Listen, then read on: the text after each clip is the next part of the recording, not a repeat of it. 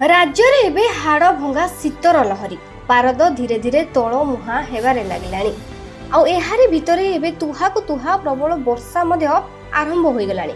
वर्षा रे भिजुचंती पिलाठु बुढ़ा।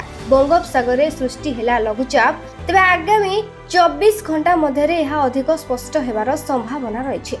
तेबे एहार प्रभाव केउंटी ओ केते रहिबो से नै स्पष्ट सूचना मिली पारि नाही। एबे अमल ऋतु चलीथिबा बेले लघुचाप आसुथिबारु चाषींको चिंता रहिछि। एपटे शीतर रेकर्ड भांगिछि झारसुगुड़ा।